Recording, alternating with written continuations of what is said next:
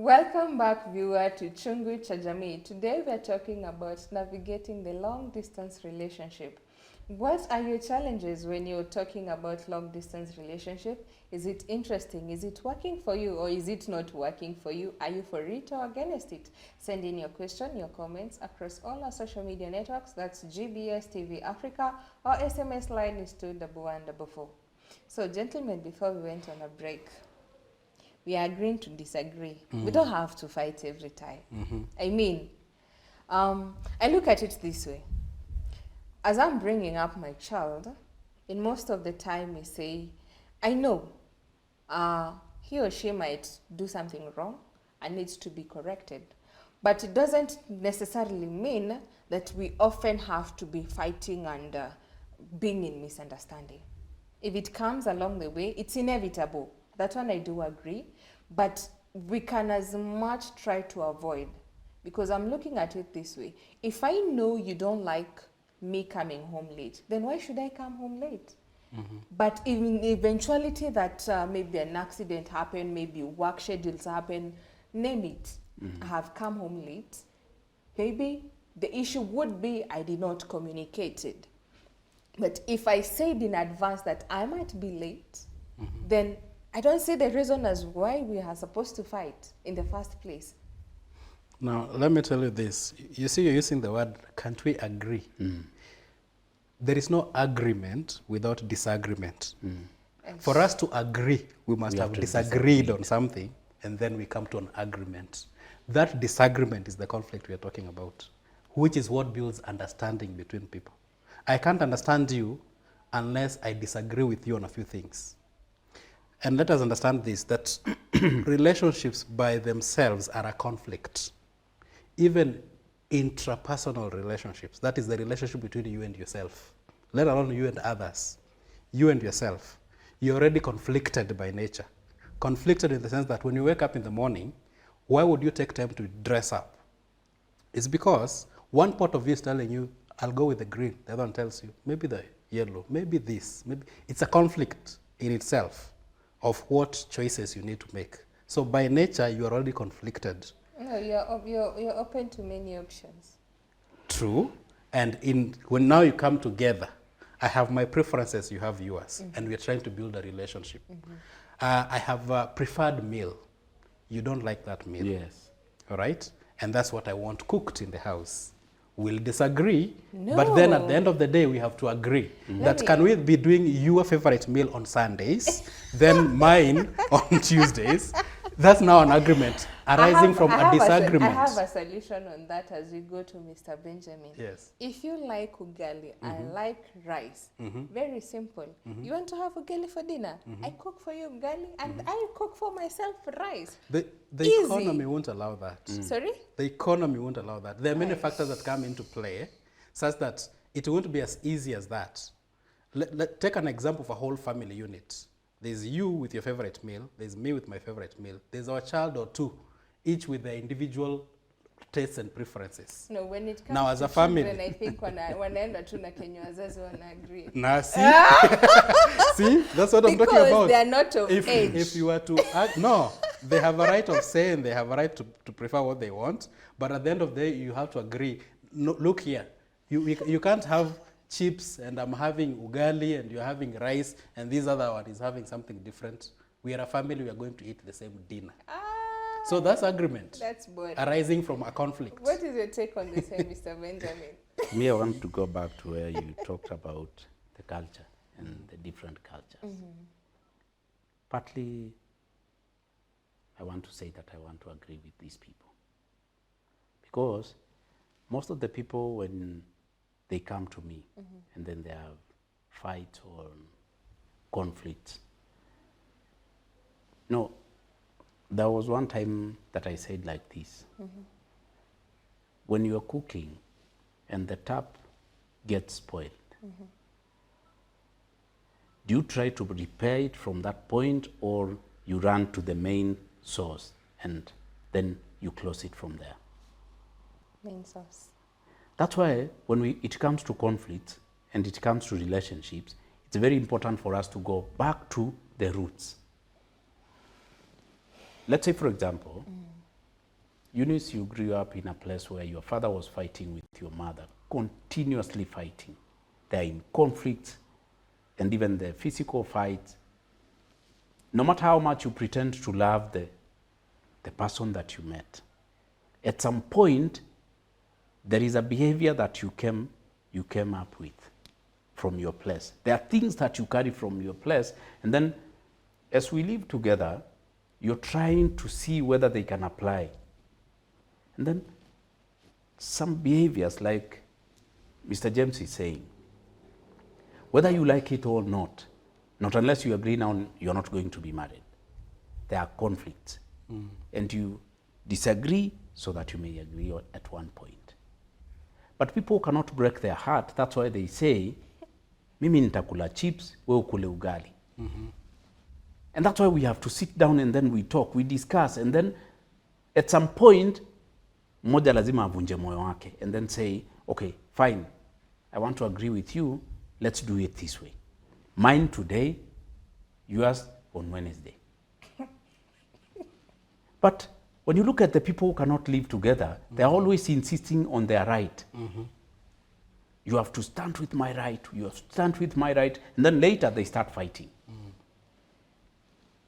But they run to... I have a question. Yes. When you're saying we're fighting and I want you to stand with your rights or something, isn't that supporting your other person? Not really. Because what I mean, sometimes you have to forsake what you're thinking is right. And also, I have to forsake what I'm thinking is right. But now when it comes to the point that it's only you who is pushing me to forsake what I think is right, then don't you think that is a problem? That's why James is saying like this, you have to sit down, talk, and then you agree. Yes, of course, I need this. It's my favorite. And this is what you like most. So let's plan. I'll do mine on Monday, and then you can do yours on Wednesday. But now the problem is this. When Eunice is thinking that she's right, then at some point, I feel like na huyu msichana ameanza kunizoea. Anaanza kunikalia. This can't work. And that's why, for me, now I bring it back to the topic. That long distance relationship, you cannot have such things because I'm living my life, you're living your life. Now when you come and then we are sitting together, you start telling me that mi sikunywangi maziwa. So we wouldn't be, hatutakuwa tunanunua maziwa. What do you mean? And then vitu tudogo, you start fighting over it. And it's actually the molehills that build into mountains if they're not resolved. Eunice, conflicts are inevitable. Sure. They're important. They're an important aspect of any relationship. So a healthy relationship is not one that lacks conflicts.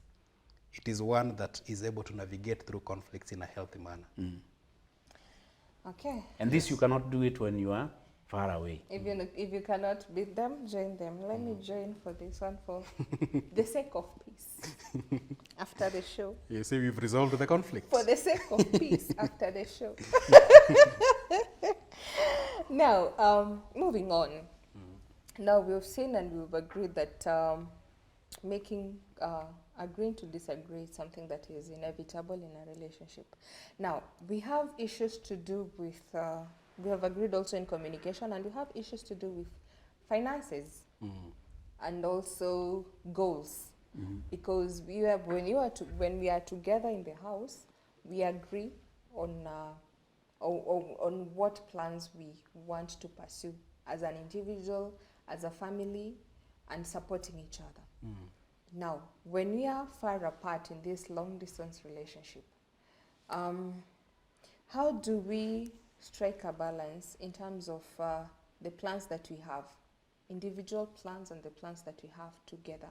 How do we come together to agree, or how do we navigate around it? Because maybe we want to invest, and the things, maybe you want to invest in terms of land, I want to invest in terms of maybe, let's say, stocks, or rather maybe cars or something different.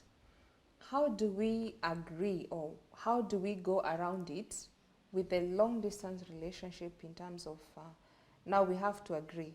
We are going to start with maybe stocks, or we are going to start with lands, then we go to stocks, maybe go to something different. When it comes to matters, investment and plans of long term, because we have agreed, whether we are long or short, we are planning this way.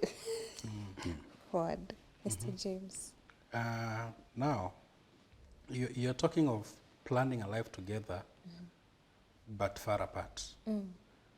And that in itself is a conflict. It's a conflict in that statement, because even biblically, two cannot walk together unless they agree.